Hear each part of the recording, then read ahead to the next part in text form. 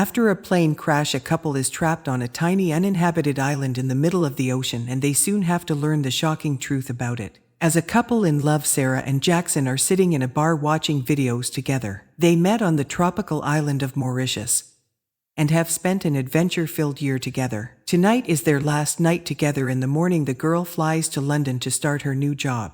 She offers Jackson to go with her, but he decides to stay on the island where he was so happy. An awkward pause ensues, and the boy offers Sarah another bottle of beer. When he leaves briefly, Sarah decides to run away as she hates saying goodbye. Jackson returns confused, trying to look for his beloved. A year later, fate brings Sarah back to Mauritius, this again where her best friend's wedding will be held. Away from work, the girl feels free again. She arrives at an old acquaintance's house, Solomon, on behalf of the bride, but at first glance there seems to be no one inside. Sarah climbs over the fence and is immediately attacked by an angry dog. The girl climbs back up the fence in fear, but fortunately for her, the owner of the house steps outside. His assistants load crates of rum into the girl's pickup truck for the upcoming celebration. Is the good stuff. It's like rocket fuel. Later, Sarah meets up with Pascal and other old friends, and they party together, like they did a year ago. The best friends decide to have a cocktail at the bar owned by Pascal.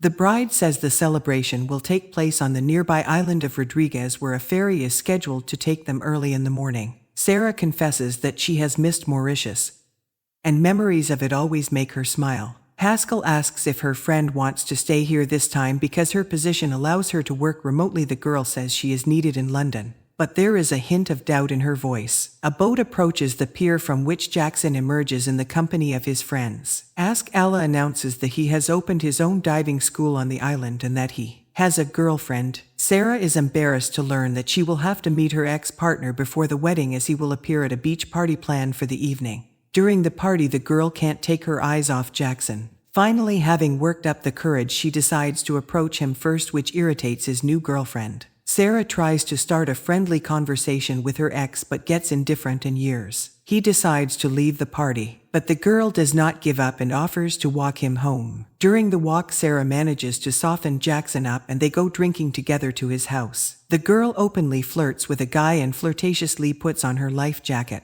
Jackson, fooling around, places it right on top of her, so the pair find themselves very close to each other and feelings flare up again between them. Sarah hopes for a kiss, but Jackson manages to resist the temptation. He sincerely tells her that he does not want her to betray him again. After this, they begin to quarrel, recalling all of each other's mistakes and resentments. Sorry, I wanted more than that. I wasn't content to just float around in a perpetual gap year. During the heated argument, they get Clue Bowser emergent of passionate kiss. In the morning, after a stormy night, Sarah decides to run off, again without saying a word. Enraged, Pascal calls her and informs her that she has missed the only ferry that will take her to the wedding venue. Finding herself in a desperate situation, Sarah arrives at her elderly friend Freddie's house. He is going to fly to the celebration in a small plane and agrees to take the girl with him. The girl is very surprised when she learns that Jackson has also agreed to fly with Freddie to the wedding. After grabbing a case of rum, the trio loads onto the plane. Sarah awkwardly tries to talk to Jackson, but after that morning's events, he chooses to ignore her. During the flight, Freddie invites Sarah to take the co-pilot seat while Jackson sleeps. They strike up a conversation about relationships, and the man talks about his wife who recently passed away. After a serious illness, he tells the girl that love isn't always easy, alluding to her and Jackson. Sarah used to take pilot lessons from Freddie, so he suggests you take the wheel. He reminds her of the basic safety rules. Make sure that the altimeter stays below 20,000 feet, cause you know what Amazon and 27. After receiving her final instructions, Sarah shuts off the autopilot and prepares to take control of the plane. Jackson wakes up noticing that a poorly secured gas cylinder has rolled under his feet. Suddenly, Freddie starts coughing, convulsively gasping for air. Jackson tries to secure the cylinder in place when suddenly he hears Sarah screaming desperately that the old man is having a heart attack. The pills don't help, and the next second the chief pilot collapses headfirst onto the steering wheel, sending the plane into freefall. The cylinder comes off again, making a crack in the windshield of the plane. Jackson barely manages to reach for Eddie and pull them off the wheel. In the last moment before crashing into the sea, Sarah manages to straighten the plane and gain altitude. Jackson drags Freddie's body away and tries to give him CPR, but precious rescue time is lost and the guy tearfully covers his breathless body with his jacket.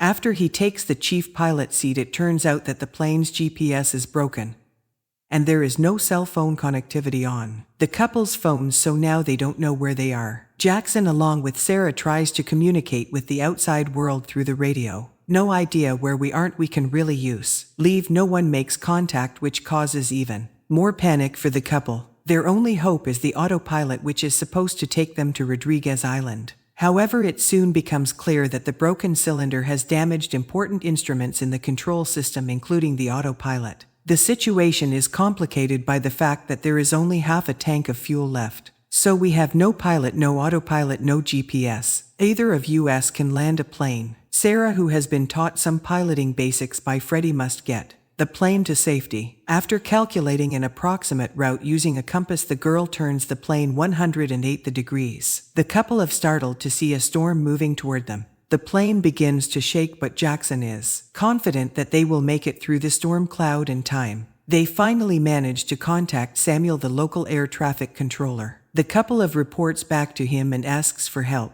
The air traffic controller says they need to change direction immediately, or they will use up all their fuel for the trip. In order to get to land as quickly as possible, they need to fly west right through the storm. Jackson is not happy about this prospect and asks if they can land the plane on the water instead. Crashes think. As the storm approaches, communications are cut off. The couple has no choice but to fly into the heart of the storm. Lightning flashes ahead and dark clouds envelope them. Jackson tells Sarah to move to the main pilot's seat so she can see the instruments clearly.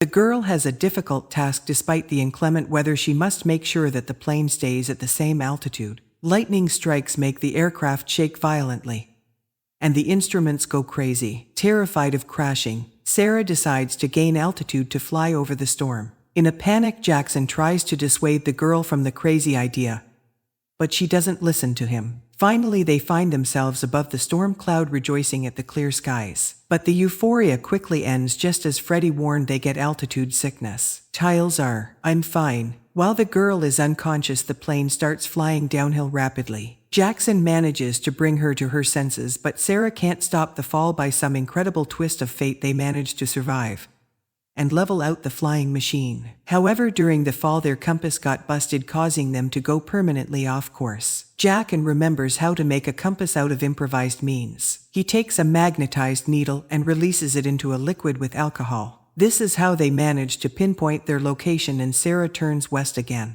Finally, the couple of manages to make it out of the store, but they have expended far too much fuel to do so. Sarah notices that one of the tanks is almost completely empty and decides to switch to another full tank. However, the fuel level begins to drop precipitously and does not recover at all, even over time. Gotta be somewhere. Jackson suggests that the fuel tank may have been damaged during the storm, causing it to malfunction. In his persistent design hire to find and repair the cause of the failure, he decides to climb out. All the while, Sarah tries to convince him to give up the idea, but realizes that without fuel they have no chance of survival. Jackson secures himself with a rope and asks the girl to slow down. He cautiously crawls out of the plane and after several unsuccessful attempts reaches the engine apartment. There he discovers the breach and tapes it up, but the next moment he accidentally slips and falls, injuring his arm. Jackson manages to grab onto the wrong with his healthy arm, and the girl, securing the wheel in one position, rushes to the guy's aid. His safety rope gets stuck in the wheel of the plane. Sarah cuts the rope and gives him a hand to help him go to the cockpit.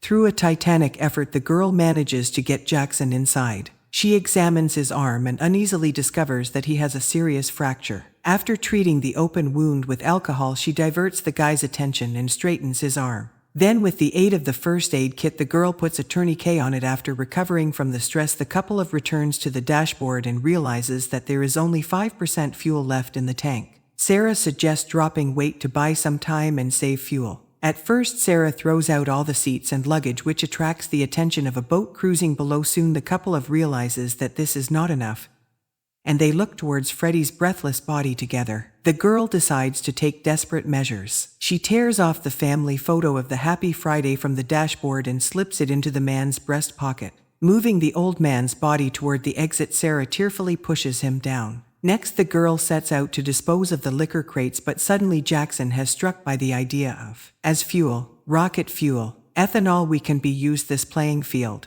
Because of his serious injury, the guy can't refuel the tank, so Sarah decides to carry out the mission. Gathering courage, she goes outside and climbs onto the roof of the plane. Once she gets to the wind, she opens the fuel tank and begins pouring in the alcohol that Jackson hands her. After emptying all the run bottles, Sarah tries to get back up and miraculously avoid falling down. The risk proves to be worth it and the fuel level increases slightly. Jackson informs the girl that he spotted a small island along the way where they can try to land. He tells Sarah that they need to go right back as there may be no other chance for rescue. The girl decides to listen to the guy and takes the main pilot's seat. The couple notifies the dispatcher of their intentions, hoping he can hear them. Sarah turns the plane back around, but after a few minutes of flight they are still unable to locate the island. Then the scariest thing happens: the fuel supply runs out completely, and the plane's engine stops working. The flying machine begins to glide through the air, and flies like that for some time. Realizing the gravity of the situation, Sarah decides to apologize to her former partner for all the pain her actions have caused him.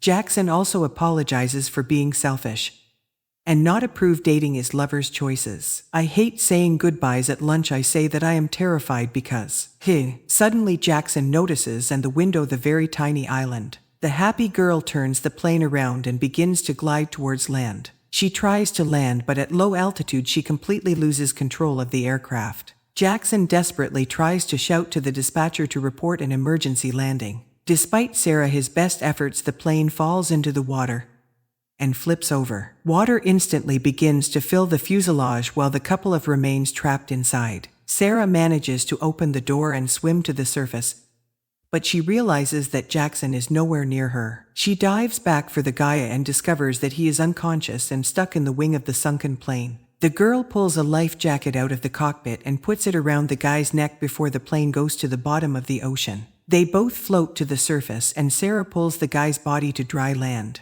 She gives him CPR and Jackson regains consciousness, spitting out seawater. The exhausted cool apple falls to the sand. Glad to be rescued, they doze off for a while.